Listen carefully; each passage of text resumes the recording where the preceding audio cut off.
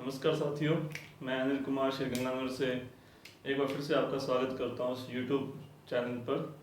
जैसा कि आप जानते हैं कि हम सीनियर सेकेंडरी का टॉपिक मैट्रिसेस एंड डिटर्मिनेंट्स पढ़ रहे हैं। आज उसका 17वां लेक्चर है और आज हम पढ़ेंगे सम स्पेशल मैट्रिसेस, कुछ विशेष प्रकार की मैट्रिसेस जैसे कि ऑर्थोगोनल, आइडेम्पोटेंट, इन्वर्टरी और निपोटेंट मैट्रिस। कि ये मैट्रिक्स लाम्बिक मैट्रिक्स और वर्गसम मैट्रिक्स, अंतर्वलीय और शून्य भावी मैट्रिक्स ये क्या होती हैं, इनकी क्या डेफिनेशंस हैं, इनकी क्या क्या प्रॉपर्टीज़ हैं, वो हम इस क्लास में डिस्कस करेंगे। अधिक जानकारी के लिए आप इस वीडियो के डिस्क्रिप्शंस के अंदर टेलीग्राम चैनल का लिंक दिया है, वहाँ से आप ज्वाइन करके जानकारी प्राप्त कर सकते हैं। तो शुरू करते हैं आज की क्लास। आज 4 मैट्रिसेस हैं विशेष, तो उसमें से सबसे पहली विशेष मैट्रिक्स है वो है ऑर्थोगोनल लाम्बिक मैट्रिक्स। ऑर्थोगोनल मैट्रिक्स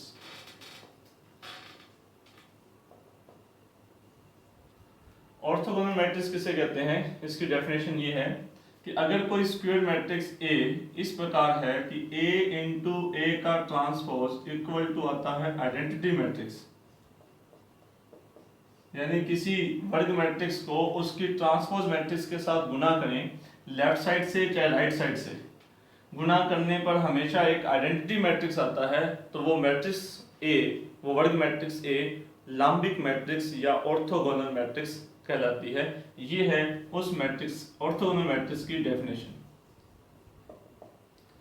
ओके, तो कोई वर्ग मैट्रिक्स ए लाम्बिक मैट्रिक्स कहलाएगी यदि ए इंटू ए का ट्रांसपोज इक्वल टू होता है आइडेंटिटी मैट्रिक्स। तो ए को ए के ट्रांसपोज के साथ गुना करने पर आइडेंटिटी मैट्रिक्स आता है, तो वो कहलाती है ऑर्थोगोनल मैट्रिक्स। ये तो है इसकी डेफिनेशन। इसका एग्जांपल है एक तो आइडेंटिटी मैट्रिक्स, जो इकाई मैट्रिक्स है, आइडेंटिटी मैट्रिक्स इकाई मैट्रिक्स होती है, वो ऑर्थोगोनल मैट्रिक्स होती है। ओके, आप कोई भी आइडेंटिटी मैट्रिक्स ले लीजिए, आप जानते हैं कि आइडेंटिटी मैट्रिक्स का जो ट्रांसपोज होता है वो भी एक आइडेंटिटी मैट्रिक्स ही होता है, तो उसको गुना करेंगे तो आंसर क्या आएगा, एक आइडेंटिटी मैट्रिक्स ही आएगा। तो किसी भी क्रम की जो आइडेंटिटी मैट्रिक्स होती है वो एक आइडेम्पोटेंट मैट्रिक्स ऑर्थोगोनल मैट्रिक्स होती है। एक दूसरा एग्जांपल है ऑर्थोगोनल मैट्रिक्स का, जो हम बहुत बार पहले भी डिस्कस कर चुके हैं, cos theta minus sin theta cos theta. ये एक स्पेशल मैट्रिक्स है जिसका हमने बहुत बार पहले प्रॉपर्टीज के अंदर जिक्र कर चुके हैं। तो ये एक मैट्रिक्स जो होती है वो ऑर्थोगोनल मैट्रिक्स है। इसका भी आप इसका ट्रांसपोज निकाल कर गुना करके देखेंगे तो हमारे पास एक आइडेंटिटी मैट्रिक्स आती है, तो ये भी एक ऑर्थोगोनल मैट्रिक्स है। अगर आप ऑर्थोगोनल मैट्रिक्स की रो और रो को देखें तो इन दोनों के स्क्वायर का सम 1 आएगा, इन दोनों के स्क्वायर का सम 1 आएगा, और अगर आप इनका डॉट प्रोडक्ट करते हैं इसका गुणा इसके साथ प्लस इसका गुणा इसके साथ तो 0 आएगा। ये एक इसकी पहचान है, इसकी विशेषता है। बाकी यदि आप एमएससी हैं तो आप जानते हैं कि हम एमएससी के अंदर लीनियर अलजेब्रा के अंदर इनर प्रोडक्ट स्पेस पढ़ते थे, तो वहां पर भी ऑर्थोगोनल मैट्रिक्स का जिक्र होता था। खैर, तो इन दोनों के वर्गों का योग 1 आता है, इन दोनों के वर्गों का योग 1 आता है, इन दोनों को गुना करके जोड़ेंगे तो 0 आएगा। ठीक है, तो ये ऑर्थोगोनल मैट्रिक्स की 2 एग्जांपल हैं। ऑर्थोगोनल मैट्रिक्स किसे कहते हैं, उसकी डेफिनेशन और उसकी एग्जांपल। अब एक और प्रॉपर्टी का जिक्र करते हैं। देखें, जब हम लास्ट क्लास के अंदर इनवर्स मैट्रिक्स पढ़ रहे थे तब हमने कहा था कि ए मैट्रिक्स की इनवर्स मैट्रिक्स बी अगर एग्जिस्ट करती है तो ए को बी से गुना करने पर क्या आता है, आइडेंटिटी मैट्रिक्स आता है। बी को ए का इनवर्स कब कहते हैं, यदि ए को बी से गुना करने पर लेफ्ट या राइट साइड से क्या आना चाहिए, आइडेंटिटी मैट्रिक्स आना चाहिए। तो इनवर्स मैट्रिक्स की डेफिनेशन को फॉलो करें तो अगर कोई मैट्रिक्स ऑर्थोगोनल है तो देखें ए को ए का ट्रांसपोज से गुना करने पर आइडेंटिटी मैट्रिक्स आता है, तो इसका मतलब ए का ट्रांसपोज क्या है, ए का इनवर्स है। तो if A is orthogonal then, अगर ए ऑर्थोगोनल है देन ए का transpose equal to A inverse. ये ऑर्थोगोनल मैट्रिक्स की नेक्स्ट प्रॉपर्टी है। देखें, ये ऑर्थोगोनल की डेफिनेशन है और ये इनवर्स की डेफिनेशन है। यदि a को b से गुना करने पर आइडेंटिटी आता है तो b a का इनवर्स है, और अगर a को a के ट्रांसपोज से गुना करने पर आइडेंटिटी आता है तो फिर ए ऑर्थोगोनल है। तो इन दोनों का अगर हम कंपैरिजन करते हैं तो इससे रिजल्ट ये निकलता है कि जो ए का ट्रांसपोज है वो ए का इनवर्स है। तो A transpose equal to A inverse. Next property है ऑर्थोगोनल की। अगर ए ऑर्थोगोनल है और मैं इसका डिटर्मिनेंट लेता हूं a इंटू ए की t का डिटर्मिनेंट लेता हूं, तो determinant of a into B equal to होता है determinant of a into determinant of b, और आइडेंटिटी मैट्रिक्स की डिटर्मिनेंट की वैल्यू होती है 1। और अगर a का ट्रांसपोज का डिटर्मिनेंट निकाले तो हम जानते हैं कि जो a का डिटर्मिनेंट होता है वो ही a के ट्रांसपोज का डिटर्मिनेंट होता है। Determinant of a transpose equal होता है डिटर्मिनेंट ऑफ a। तो ये क्या बन जाएगा, डिटर्मिनेंट a का स्क्वायर। ठीक है, तो ये दोनों के डिटर्मिनेंट इक्वल है तो डिटर्मिनेंट a का स्क्वायर बन जाएगा। तो यहां से हमें क्या वैल्यू आती है, determinant of a is equal two plus minus 1। तो अगर a ऑर्थोगोनल है तो उसकी सारणिक का मान हमेशा प्लस माइनस 1 होगा, या तो प्लस का 1 आएगा या माइनस का 1 आएगा। और क्योंकि इसकी सारणिक का मान या तो 1 होगा या माइनस 1 होगा, इसका मतलब कभी भी 0 नहीं होगा। और क्योंकि इसकी डिटर्मिनेंट की वैल्यू कभी 0 नहीं है तो इसका मतलब A मैट्रिक्स क्या होनी चाहिए, A is non singular. A is non singular यानी कि ऑलवेज व्युत्क्रमणीय होनी चाहिए। तो ऑर्थोगोनल मैट्रिक्स हमेशा नॉन सिंगुलर होती है, व्युत्क्रमणीय होती है। तो एक बार फिर से रिपीट कर देते हैं, ये है हमारे पास ऑर्थोगोनल मैट्रिक्स की डेफिनेशन और उसकी कुछ प्रॉपर्टीज। तो ऑर्थोगोनल मैट्रिक्स किसे कहते हैं, एक स्क्वायर मैट्रिक्स को उसकी ट्रांसपोज मैट्रिक्स के साथ गुना करने पर यदि आइडेंटिटी मैट्रिक्स आता है तो जो ए मैट्रिक्स है वो क्या कहलाती है, ऑर्थोगोनल मैट्रिक्स या लाम्बिक मैट्रिक्स कहलाती है। ये उसकी एग्जांपल है, identity matrix is always orthogonal matrix होती है। और ये जो एग्जांपल है जिसकी प्रॉपर्टीज हम कई बार पहले जिक्र कर चुके हैं, तो ये भी एक ऑर्थोगोनल मैट्रिक्स है। दूसरी मैंने आपको बताया था कि ऑर्थोगोनल मैट्रिक्स में आप देखेंगे इस दोनों के स्क्वायर का सम करेंगे तो 1 आएगा, इन दोनों के स्क्वायर का सम करेंगे तो 1 आएगा, इन दोनों का अगर गुना करके ऐड करोगे तो 0 आएगा, चाहे वो आइडेंटिटी मैट्रिक्स हो, चाहे ये वाली मैट्रिक्स हो, चाहे और कोई भी ऑर्थोगोनल मैट्रिक्स हो। नेक्स्ट आपको ये बताया था कि अगर वो ऑर्थोगोनल मैट्रिक्स है तो उसका जो ट्रांसपोज होगा वो ए इनवर्स के इक्वल होगा। यानी कि अगर कोई मैट्रिक्स ऑर्थोगोनल मैट्रिक्स है तो उसका इनवर्स ज्ञात करना और उसका ट्रांसपोज ज्ञात करना एक ही बात है, दोनों इक्वल होते हैं। ऑर्थोगोनल मैट्रिक्स की इनवर्स मैट्रिक्स और ट्रांसपोज मैट्रिक्स, परिवर्त मैट्रिक्स इक्वल होती है। नेक्स्ट प्रॉपर्टी मैंने क्या बताई है, ऑर्थोगोनल मैट्रिक्स की जो डिटर्मिनेंट की वैल्यू होती है या तो प्लस का 1 होती है या माइनस का 1 होती है, इसके अलावा और कुछ नहीं हो सकती, यानी कभी भी 0 नहीं हो सकती। तो क्योंकि ऑर्थोगोनल मैट्रिक्स की डिटर्मिनेंट की वैल्यू कभी 0 नहीं होती है, इसका मतलब हमेशा ही इन्वर्सिबल होती है, व्युत्क्रमणीय होती है, नॉन सिंगुलर होती है। ओके, तो ये हैं ऑर्थोगोनल मैट्रिक्स की कुछ प्रॉपर्टीज।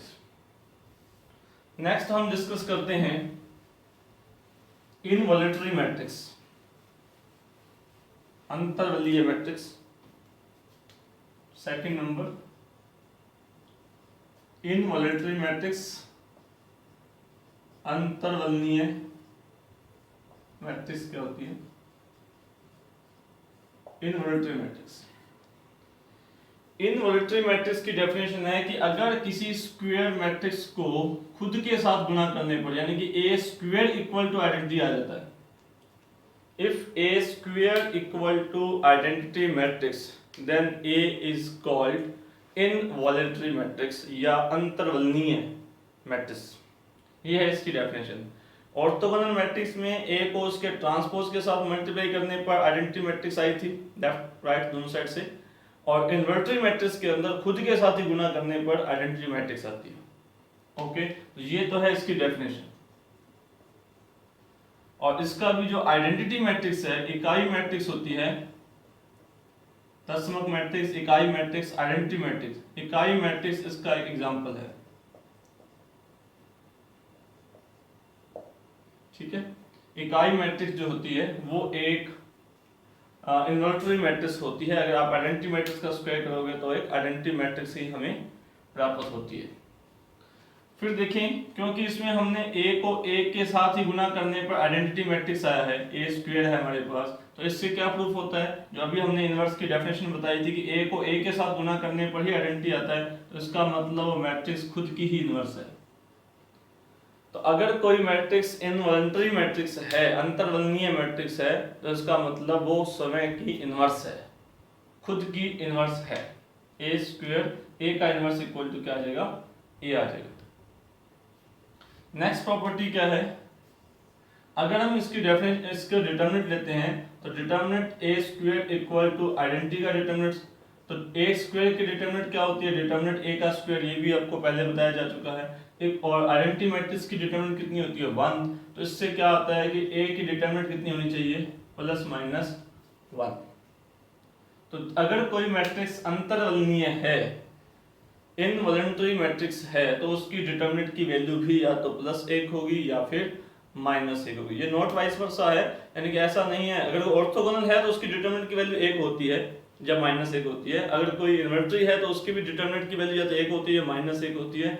नॉट वाइस वर्सा का मतलब ये है कि अगर किसी की डिटरमिनेंट की वैल्यू -1 है या 1 है, तो हम ये नहीं कह सकते कि वो हमेशा ऑर्थोगोनल या इन्वर्टरी मैट्रिक्स ही होगी, नॉट वाइस वर्सा है। तो इन्वर्टरी मैट्रिक्स की डेफिनेशन क्या होती है, एग्जांपल आपको बता दिया। इन्वर्टरी मैट्रिक्स का मतलब है कि वो मैट्रिक्स खुद का इन्वर्स है, उसका इन्वर्स वो खुद आएगा। और नेक्स्ट आपको क्या बताया कि इन्वर्टरी मैट्रिक्स की डिटरमिनेंट की वैल्यू क्या होती है, +-1 होती है। ठीक, फिर उसी तरह से क्योंकि इसकी डिटरमिनेंट की वैल्यू या तो +1 होगी या -1 होगी, इसका मतलब कभी भी 0 नहीं होगी, और कभी भी 0 नहीं है। अगर किसी डिटरमिनेंट की वैल्यू 0 नहीं है तो मैट्रिक्स क्या कहलाती है, नॉन सिंगुलर, यानी कि व्युत्क्रमणीय। तो इसका मतलब if A is involuntary matrix, it implies A is non-singular। तो वो हमेशा व्युत्क्रमणीय मैट्रिक्स होगी, क्योंकि उसके सारणी का मान कभी भी 0 नहीं होगा। तो अंत लाम्बिक मैट्रिक्स भी हमेशा व्युत्क्रमणीय होती है, नॉन सिंगुलर होती है, और जो इनवॉलंटरी मैट्रिक्स है वो भी हमेशा व्युत्क्रमणीय होती है, नॉन सिंगुलर होती है।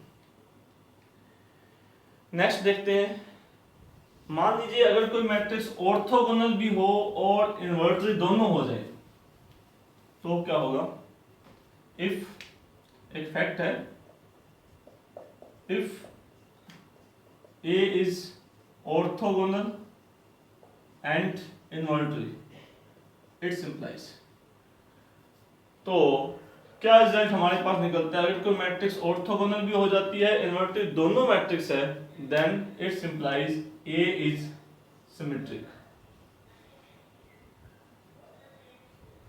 वो सिमेट्रिक मैट्रिक्स होगी।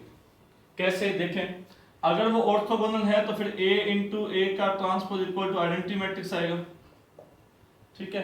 अगर वो इन्वर्टरी है तो फिर A into A equal to identity matrix आएगा, यानी कि ये कहता है कि A को A के ट्रांसपोज से गुना करने पर आइडेंटिटी आता है, ये कहता है A को A के साथ गुना करने पर आइडेंटिटी आता है। तो यहां से इन दोनों से हम क्या रिजल्ट निकाल सकते हैं कि A transpose equal to A,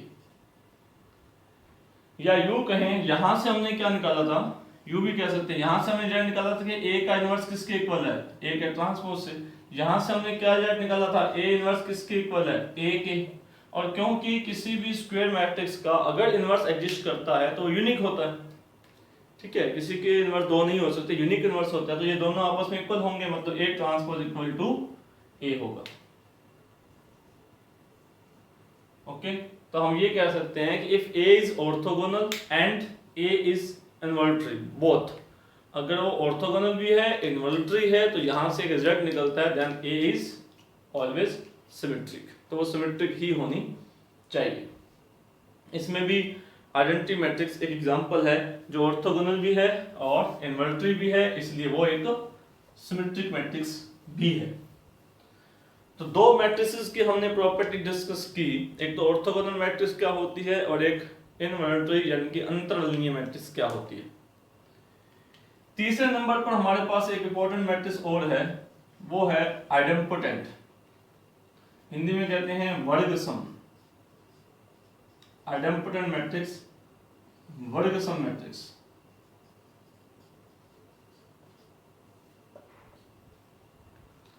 idempotent matrix किसे कहते हैं, अगर कोई स्क्वायर मैट्रिक्स इस प्रकार से है कि a square equal to a, then a is called idempotent.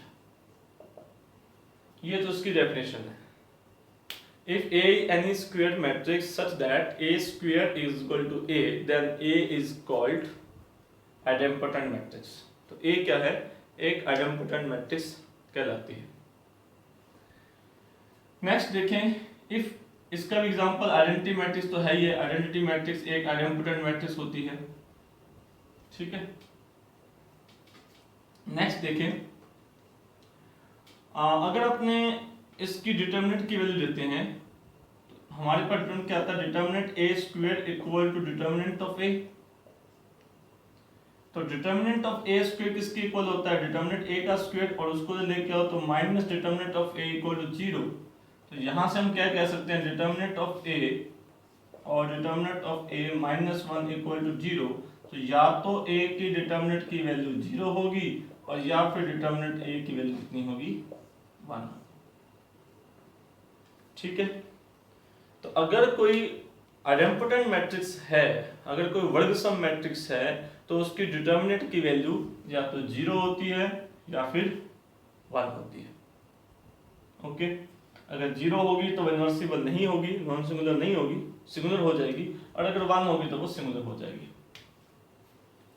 Next property है, if A is idempotent, then अगर A वर्ग सम है, then I minus A is also idempotent। अगर A वर्ग सम है तो फिर I minus A मैट्रिक्स जो होती है वो भी एक वर्ग सम मैट्रिक्स होती है। ये भी कुछ उस तरह से है जैसे हम एमएससी के लीनियर जिब्रा में पढ़ते हैं कि E is projection then I minus E is also projection। MSc का टॉपिक है। देखिए कैसे प्रूव करेंगे। A आइडेम्पोटेंट है, मतलब A square equal to A है, और हमें प्रूव करना है कि I माइनस A भी एक आइडेम्पोटेंट होगा। तो फिर हम I माइनस A का स्क्वायर करते हैं, तो I माइनस A का square equal to what? I minus A into I minus A। Identity matrix का गुना आइडेंटिटी मैट्रिक्स के साथ तो आइडेंटिटी आएगा, आइडेंटिटी मैट्रिक्स का गुना A के साथ तो A आएगा, A का गुना आइडेंटिटी मैट्रिक्स के साथ तो भी A आएगा, और A का गुना A के साथ तो क्या आ जाएगा? A स्क्वायर आ जाएगा। तो ये क्या बन जाएगा हमारे पास? I minus 2A। और क्योंकि ये आइडेम्पोटेंट मैट्रिक्स है तो A स्क्वायर किसके इक्वल होता है? अगेन A के इक्वल होता है। तो माइनस का 2A प्लस का A क्या बन जाएगा? माइनस का A। तो हमने क्या प्रूव किया कि I माइनस A का स्क्वायर किसके इक्वल होता है? I माइनस A के। तो if I is idempotent then I minus A is also idempotent matrix। Next हमारे पास रिजल्ट है, अगर मान लो A आइडेम्पोटेंट है तो फिर A का स्क्वायर A होता है, ये हमने डेफिनेशन है इसकी। तो अगर मैं A की पावर 3 का मान ज्ञात करता हूं तो A की पावर 3 किसकी इक्वल है? A स्क्वायर इंटू A, और A स्क्वायर किसकी इक्वल है? A के, तो A इंटू A, और फिर A इंटू A किसकी इक्वल है? A स्क्वायर के, और A स्क्वायर किसकी इक्वल है? अगेन A के, क्योंकि A इज आइडेम्पोटेंट। तो A की पावर 3 भी किसके इक्वल आया? A की इक्वल आया। अब इसी प्रकार से अगर आप प्रूव करते हैं A की पावर 4, तो A की पावर 4 किसकी इक्वल होता है? A की पावर 2 गुना A की पावर 2। A की पावर 2 किसकी इक्वल होता है? A के, क्योंकि A आइडेम्पोटेंट है, तो ये भी किसकी इक्वल है? A के। और फिर A इंटू A क्या बन जाएगा? A स्क्वायर, और फिर A स्क्वायर किसकी इक्वल आ जाएगा? A के।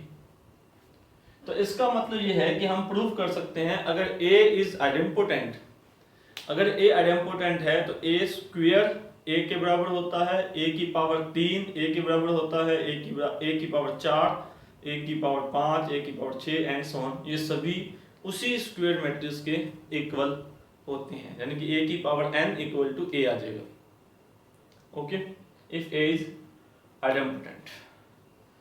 नेक्स्ट एक बहुत इंपॉर्टेंट क्वेश्चंस हैं वो डिस्कस करते हैं। एक आइडेम्पोटेंट मैट्रिक्स से रिलेटेड हमारे पास क्वेश्चन है, if AB equal to A and BA equal to B। एक ये बहुत इंपॉर्टेंट क्वेश्चन है जिसका हम बहुत सारे सवालों में यूज करते हैं। If AB is equal to A and BA is equal to B, then A and B both are idempotent. That is, then A square equal to A and B square equal to B. अगर किसी question में ये दे रखा है कि AB equal to A है और BA equal to B है, तो फिर A और B दोनों ही आइडेम्पोटेंट होती हैं, यानी कि फिर A स्क्वायर की वैल्यू A होती है और B स्क्वायर की वैल्यू B होती है। इसका हम सवालों में फिर इस्तेमाल करते हैं। देखते हैं इसका प्रूफ। हमें दे रखा था AB is equal to A, okay, तो AB is equal to A। अगर हम इसका दोनों तरफ B से गुना कर दें तो ये क्या बन जाएगा, B A B equal to क्या जाएगा, B A। दोनों तरफ B से गुना कर दिए, दोनों तरफ B से गुना करें तो ये B A किसके इक्वल होता है, ये B इक्वल होता है B के, इस इक्वेशन से। तो ये क्या जाएगा B, तो B into B equal to ये क्या है B, ये क्या है B, तो ये क्या प्रूफ हुआ, B square equal to B, that is B is idempotent. ठीक है, तो अगर AB इक्वल टू A है और BA इक्वल टू B, ये दोनों का यूज करके हमने प्रूफ किया है कि अगर AB इक्वल टू A है और BA इक्वल टू B है, तो AB इक्वल टू A दे रखा था, दोनों तरफ B से गुना कर दिया। BA की वैल्यू कितनी होती है B, ये तो एसोसिएटिव होता है तो BA को ले सकते हैं पहले। BA की वैल्यू कितनी है B, तो ये वाला B और ये वाला B, तो B इसके इक्वल टू क्या होगा B। ये प्रूफ हो गया कि B इज आइडेम्पोटेंट। ओके, अब इसी तरह से ये हमारे पास Z था BA equal to B।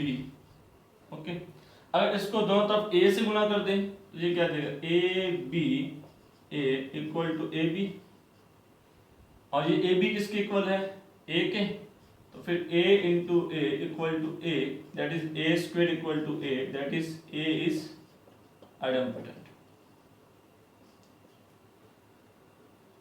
Okay, तो इससे रिलेटेड बहुत सारे क्वेश्चन है। If AB is equal to A and BA is equal to B, then A and B both are idempotent, that is A square equal to A and B square equal to B।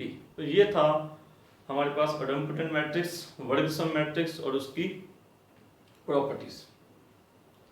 Next last हमारे पास है वो है निपोटेंट matrix, शून्य भावी matrix. चौथे number पर हमारे पास है शून्य भावी मैट्रिक्स।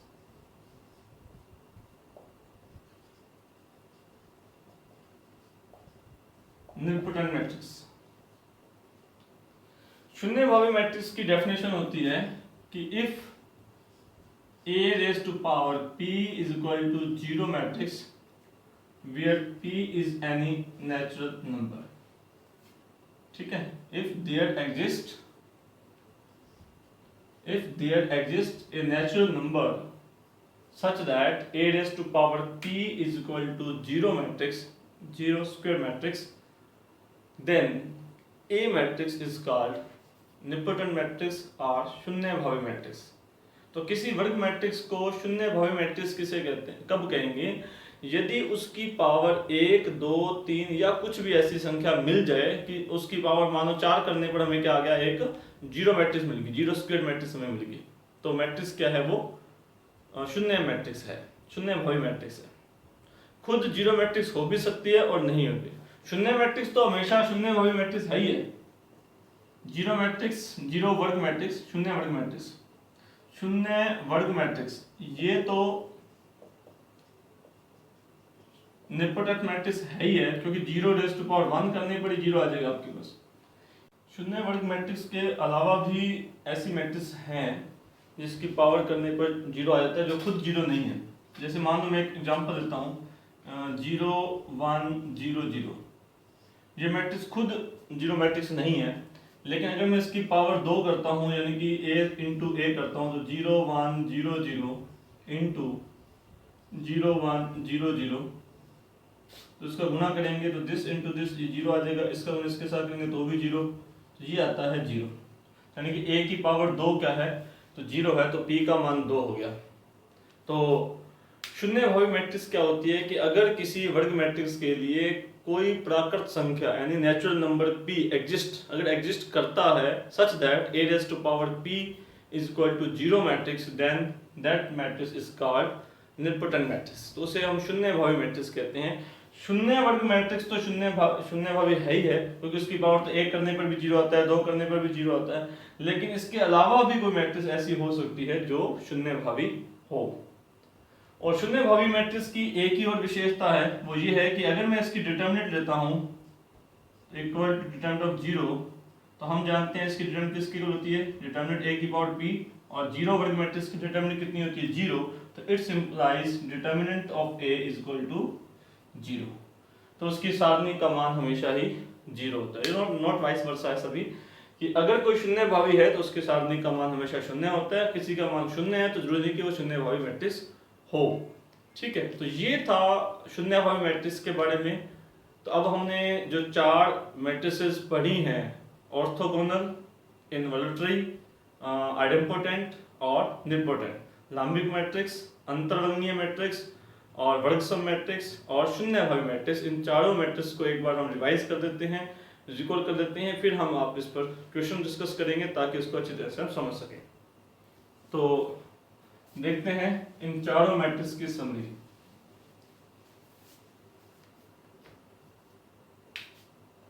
लांबिक मैट्रिक्स, ऑर्थोगोनल, अंतर्वर्गीय मैट्रिक्स, इनवॉल्यूटरी,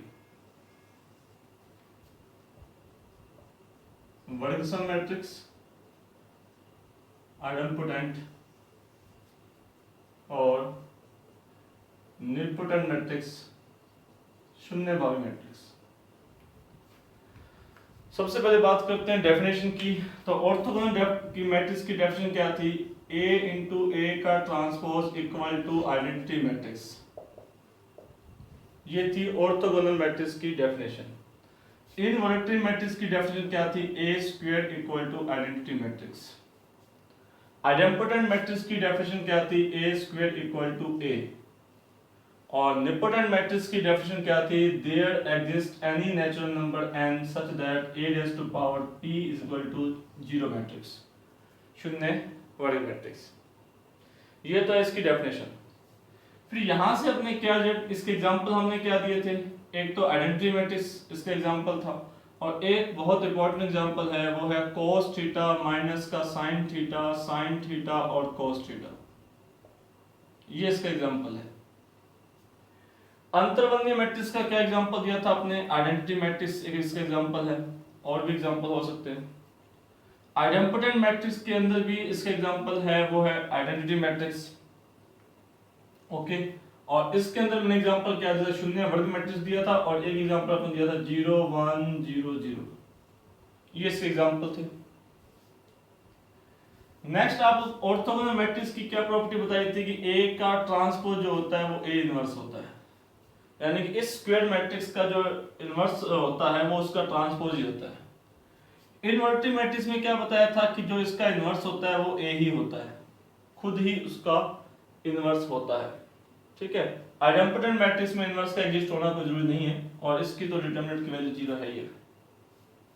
ठीक है, अब इसकी डिटरमिनेंट की वैल्यू के बारे में आपको क्या बताया था कि इसकी डिटरमिनेंट की वैल्यू कितनी होती है, तो प्लस माइनस 1 होती है। इसकी डिटरमिनेंट की वैल्यू के बारे में भी आपको क्या बताया था, प्लस माइनस 1 होती है। इसकी डिटरमिनेंट की वैल्यू के बारे में क्या बताया था, या तो 0 होती है या फिर 1 होती है। और इसकी डिटरमिनेंट की वैल्यू के बारे में क्या बताया था, 0 होती है, ऑलवेज 0। अब इन दोनों की डिटरमिनेंट की वैल्यू देखो कभी भी 0 नहीं होती है, हमेशा प्लस माइनस 1 लिखी है, नॉट इक्वल टू 0 कभी भी 0 नहीं होगी। तो इसका मतलब अगर कोई मैट्रिक्स ऑर्थोगोनल है तो वो हमेशा क्या होती है, नॉन सिंगुलर यानी कि व्युत्क्रमणीय होती है, नॉन सिंगुलर व्युत्क्रमणीय होती है। इसी तरह से अगर कोई मैट्रिक्स इन्वर्टरी मैट्रिक्स है तो उसकी भी डिटरमिनेंट की वैल्यू 0 नहीं है, तो ये भी क्या होगी, हमेशा ही नॉन सिंगुलर होगी, व्युत्क्रमणीय होगी। इसके बारे में आप कुछ नहीं कह सकते, और क्योंकि इसकी डिटरमिनेंट की वैल्यू तो हमेशा 0 है ही है, तो हम इसे क्या कहेंगे, ये मैट्रिक्स हमेशा क्या होती है, सिंगुलर होती है, अव्युत्क्रमणीय होती है। ठीक है। नेक्स्ट आपको क्या प्रॉपर्टी बताई थी इसमें, कि अगर कोई मैट्रिक्स ऑर्थोगोनल भी है और इन्वर्टरी भी है तो मैट्रिक्स क्या होती है, सिमेट्रिक होती है, सममित होती है, अगर वो दोनों है तो। इसमें आपको क्या प्रॉपर्टी बताई थी, आइडेम्पोटेंट मैट्रिक्स के अंदर बहुत सारी प्रॉपर्टी आपको डिस्कस की थी। एक तो प्रॉपर्टी डिस्कस की थी कि अगर A जो है वो आइडेम्पोटेंट है तो फिर I माइनस A जो होता है ये भी आइडेम्पोटेंट होता है, वर्गसम होता है। और क्या प्रॉपर्टी बताई थी कि A की पावर 3, A की पावर 4 ये सब क्या होते हैं, A के ही इक्वल होते हैं। और क्या प्रॉपर्टी बताई थी, if AB is equal to A, if B is equal to B and BA is equal to A, then A and B both are idempotent. A square equal to A होता है, B square equal to B होता है। ठीक है, तो ये कुल मिलाकर आपको मेन बातें जो है इन चारों जो पर्टिकुलर मैट्रिसेस हमारे पास हैं, ऑर्थोगोनल, इनवॉलेंट्री, आइडेम्पोटेंट और निपोटेंट, उसके बारे में आपको विशेषताएं बताई हैं। अब हम इसके कुछ क्वेश्चन डिस्कस कर लेते हैं और कुछ आपके लिए होमवर्क, तो देखते हैं इसके क्वेश्चंस।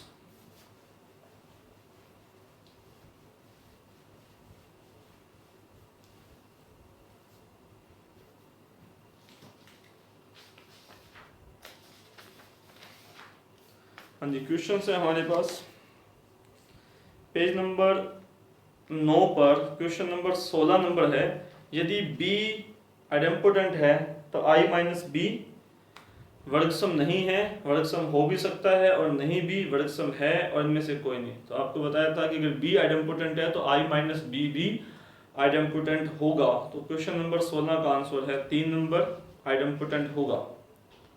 इसके बाद है क्वेश्चन नंबर 81 पेज नंबर 13 पर।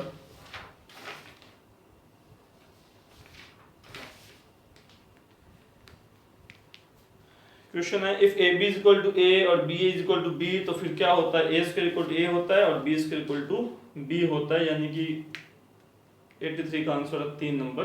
तो मैं आपको 2-3 क्वेश्चंस करवा देता हूँ, बाकी फिर ये आसान से क्वेश्चंस है, ये आपके लिए होमवर्क रहेंगे। एक क्वेश्चन हम नोट करते हैं, हमारे पास क्वेश्चन है 35 नंबर, क्वेश्चन है पेज नंबर 34 पर। हाँ जी, क्वेश्चन नंबर हमारे पास है 35, पेज नंबर है 34 और क्वेश्चन है a इज इक्वल टू 0 1 1 0, तो A मैट्रिक्स क्या है, और हमारे पास ऑप्शन है आइडेम्पोटेंट है, आइडेम्पोटेंट, शून्य भावी, निपोटेंट, तीसरा है इनवॉलेंट्री, अंतर्वर्णीय, अंतर्वर्णी, और चौथा है अव्युत्क्रमणीय यानी कि सिंगुलर। ये 4 ऑप्शन है। देखें, इसकी जो डिटर्मिनेंट की वैल्यू है वो 0 नहीं है, तो क्योंकि इसकी -1 है, क्योंकि इसकी डिटर्मिनेंट की वैल्यू 0 नहीं है तो ये कभी भी शून्य भावी नहीं हो सकती। ठीक है, अव्युत्क्रमणीय, हाँ ये अव्युत्क्रमणीय कैसे होगी, व्युत्क्रमणीय इसकी वैल्यू क्या है, 0 नहीं है, तो ये अव्युत्क्रमणीय भी नहीं होगी, तो व्युत्क्रमणीय होंगी। समझे बात को, अव्युत्क्रमणीय सिंगुलर मैट्रिसेस कौन सी होती है जिसकी डिटर्मिनेंट की वैल्यू 0 हो, जबकि इसकी डिटर्मिनेंट की वैल्यू कितनी है, -1 है। तो क्योंकि इसकी डिटर्मिनेंट की वैल्यू -1 है तो ना तो ये निपोटेंट हो सकती है और ना ही ये कभी सिंगुलर हो सकती है। अब दो बात आती है, आइडेम्पोटेंट है या फिर इनवॉल्यूंटरी है। तो इसके लिए हम क्या चेक करते हैं, ए स्क्वायर की वैल्यू चेक करेंगे। अगर ए स्क्वायर ए के इक्वल आया तो आइडेम्पोटेंट है, और अगर ए स्क्वायर आई के इक्वल आ गया तो फिर वो इनवॉल्यूंटरी है। तो हम चेक करते हैं कि ए स्क्वायर की वैल्यू किसके इक्वल है। तो ए स्क्वायर आएगा 0 1 1 0 इंटू 0 1 1 0, तो गुना करते हैं, इसका गुना इसके साथ करेंगे तो 0 1, ठीक है, इसका गुना इसके साथ करेंगे तो क्या आ जाएगा 0 0, इसका गुना इसके साथ करेंगे तो क्या आ जाएगा 0 0, इसका गुना इसके साथ करेंगे तो कितना आ जाएगा 1। और ये किसके इक्वल है, आइडेंटिटी मैट्रिक्स। और क्योंकि ए स्क्वायर आइडेंटिटी मैट्रिक्स के इक्वल है तो ये कैसी मैट्रिक्स है, इनवॉल्यूंटरी मैट्रिक्स या अंतर्वलनीय मैट्रिक्स है। ये था हमारे पास क्वेश्चन नंबर 35।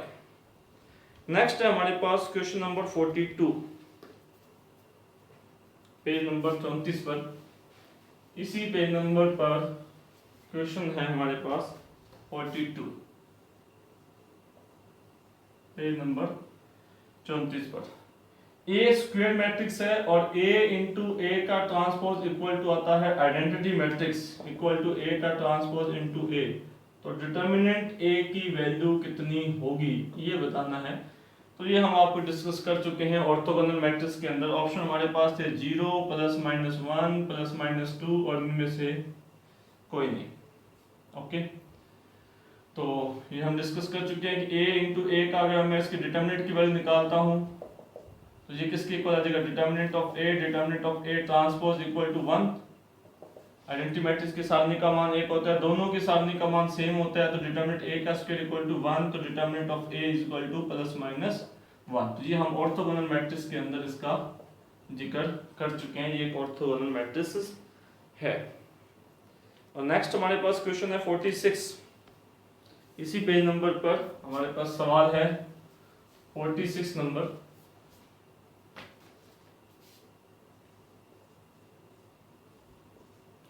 क्वेश्चन है, एक वर्ग अवयव जिसके लिए ए स्क्वायर इक्वल टू ए हो, ए की power m is equal to 0 matrix हो, a square is equal to identity matrix हो और ए का ट्रांसपोज इक्वल टू ए हो। और हमारे सामने 4 ऑप्शन दे रखे थे, हमें इसके साथ मिलान करना था। ऑप्शन हमारे पास है निपोटेंट है, इन्वॉल्यूंटरी है, सिमेट्रिक है, आइडेम्पोटेंट है। तो मिलान करके बताते हैं, ए स्क्वायर इक्वल टू ए हो तो ये किसके सामने आएगा, आइडेम्पोटेंट, आइडेम्पोटेंट मैट्रिक्स के इक्वल है, idempotent. A raise to power m is equal to 0 होता है तो वो कौन सी मैट्रिक्स होती है, वो निपोटेंट मैट्रिक्स होती है, शून्य वाली मैट्रिक्स होती है। A square equal to identity हो तो वो कौन सी मैट्रिक्स होती है, वो इनवॉल्यूंटरी मैट्रिक्स होती है, अंतर्वलनीय मैट्रिक्स होती है। और अगर ए का ट्रांसपोज इक्वल टू ए हो तो वो कौन सी मैट्रिक्स होती है, वो एक सिमेट्रिक मैट्रिक्स होती है। तो ये था हमारे पास क्वेश्चन नंबर 46। अब और देखते हैं,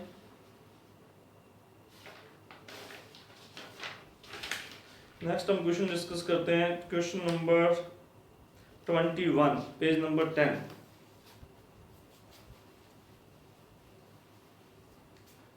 क्वेश्चन हमारे पास है 21, पेज नंबर 10। क्वेश्चन है, if A B is equal to A and B A is equal to B, then what is the value of A plus B raise to power 7।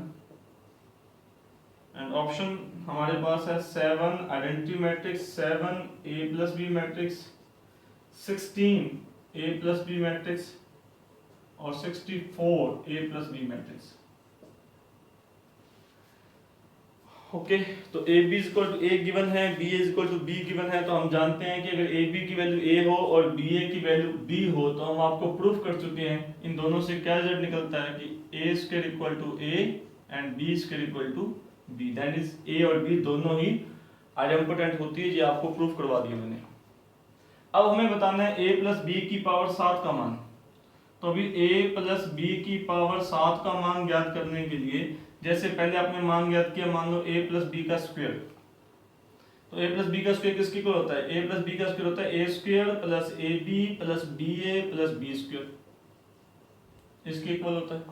Okay, तो a square किसके equal है, a के, A B किसके equal है, a के, B A किसके equal है, b के, और बी स्क्वायर किसके इक्वल है, b के, क्योंकि ये और बी आइडेम्पोटेंट है अगर ये गिवन हो तो ये किसके इक्वल आ गया, डबल a प्लस बी के। ओके, तो a प्लस बी का स्क्वायर जो होगा वो 2a प्लस बी है। अब मान लो आपसे पूछा जाए कि a प्लस बी की पावर फिर 4 किसके इक्वल होगा, तो a प्लस बी की पावर 4 का मतलब क्या हुआ, a प्लस बी की पावर 2 और a प्लस बी की power 2। Okay, a plus B की पावर 2 किसके इक्वल है, 2 गुना a प्लस बी, और ये किसके इक्वल है, 2 गुना a प्लस बी, हमने प्रूफ किया। ओके, तो ये क्या देगा, 2 गुना 2 4, और साथ में क्या देगा, a प्लस बी का स्क्वायर। अब फिर a प्लस बी का स्क्वायर किसकी इक्वल है, हमने प्रूफ किया 2 गुना a प्लस बी, तो वो 2 गुना a प्लस बी करेंगे तो 4 दूनी 8, 8 a प्लस बी आ जाएगा। ओके, ये किसकी वैल्यू है, a प्लस बी की पावर 4 की। तो अगर आपसे पूछे कि a प्लस बी की पावर 6 किसके इक्वल होगा, फिर a प्लस बी की पावर 6, तो a प्लस बी की पावर 6 का मतलब क्या हुआ, a प्लस बी की पावर 4 और साथ में 2। आप चाहो तो 6 को ऐसे लिख सकते थे, 2 2 2 और साथ में a प्लस बी 1।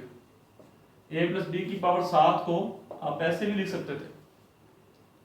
तो ये किसके इक्वल है, 2a प्लस बी, ये किसके इक्वल है, 2a प्लस बी, ये किसके इक्वल है, 2a प्लस बी, और ये किसके इक्वल है, a प्लस बी। अब ये क्या, 2 4 8, इनका गुना क्या आ जाएगा, a प्लस बी का स्क्वायर, इनका गुना क्या आ जाएगा, a प्लस बी का स्क्वायर। ओके, अब ये किसके इक्वल आएगा, 2a प्लस बी, ये किसके इक्वल आएगा, 2a प्लस बी। तो 8 दूनी 16, 16 दूना 32, 32 a प्लस बी का स्क्वायर, इनका गुना। और फिर ये किसकी इक्वल है, 2 गुना a प्लस बी, तो 64a प्लस बी, ये इसका आंसर। ठीक है, तो हमें क्या पता होना चाहिए कि if ab equal to a and b is equal to b, then a and b both are idempotent, a square a होता है, b square b होता है। उसका मैंने यूज किया तो a प्लस बी का स्क्वायर किसके इक्वल आता है, 2 गुना a प्लस बी के आता है। तो a प्लस बी का स्क्वायर 2 गुना a प्लस बी है, ये चाहे आप मत कीजिए, सीधा यहाँ पर आ जाइए, a प्लस बी की पावर 7 किसके इक्वल होगा, a प्लस बी की पावर 7 इक्वल होगा a प्लस बी का स्क्वायर, a प्लस बी का स्क्वायर, a प्लस बी का स्क्वायर, साथ में a प्लस बी। तो इसका यूज करके मैंने आपको प्रूफ किया कि इसका आंसर कितना आएगा, 64a प्लस बी। नेक्स्ट चलते हैं, क्वेश्चन नंबर है हमारे पास 80। ठीक है जी, नेक्स्ट है क्वेश्चन नंबर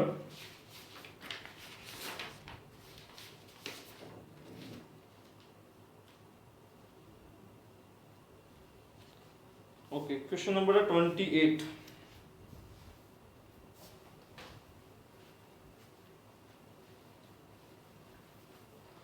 क्वेश्चन नंबर 28 है, पेज नंबर 10 पर।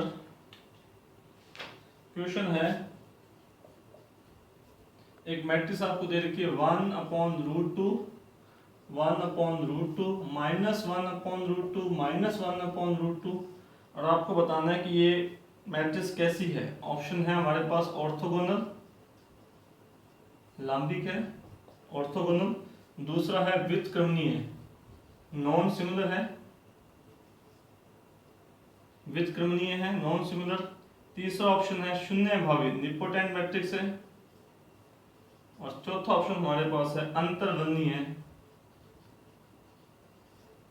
इनवॉलंटरी मैट्रिक्स है। ठीक है, इस मैट्रिक्स के बारे में आपको बताना है।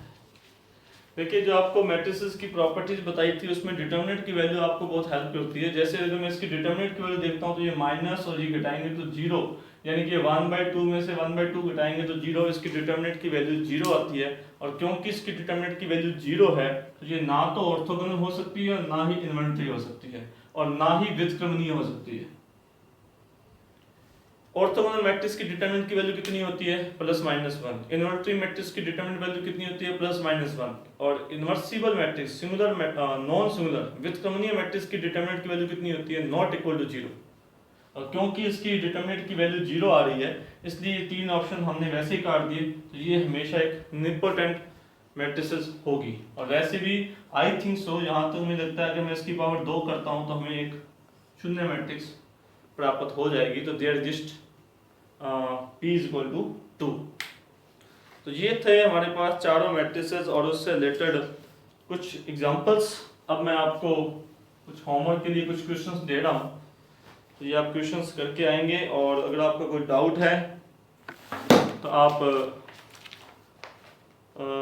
कमेंट बॉक्स में पूछ सकते हैं, या फिर डिस्क्रिप्शन के अंदर जो टेलीग्राम चैनल दिया है, टेलीग्राम चैनल का लिंक दिया है, उसको ज्वाइन करके वहाँ भी आप क्वेश्चंस डिस्कस कर सकते हैं। तो क्वेश्चन है आपके होमवर्क के लिए, question number 14 page number 9, question number 22 page number 10, 42 page number 34 पर, 13 नंबर क्वेश्चन है पेज नंबर 9 पर, 35 नंबर क्वेश्चन है पेज नंबर 34 पर, 11 नंबर क्वेश्चन है 9 पर, 16 नंबर है, 21 नंबर है 10 पर, 40 नंबर है 11 पर, 45 नंबर है 11 पर, 81 नंबर है 13 पर, और 83 नंबर क्वेश्चन है पेज नंबर 13 पर, 10 नंबर क्वेश्चन है पेज नंबर 9 पर, 28 नंबर क्वेश्चन है पेज नंबर 10 पर, 40 नंबर क्वेश्चन है पेज नंबर 34 पर, और 33 नंबर क्वेश्चन है पेज नंबर 10 पर। इसकी जो PDF है वो भी आपको इस वीडियो के जो डिस्क्रिप्शन के अंदर टेलीग्राम चैनल का लिंक दिया है वहाँ पर अवेलेबल है, वहाँ से आप उसको डाउनलोड कर लीजिए। प्रिंट निकाल सकते हो तो प्रिंट निकाल लीजिए,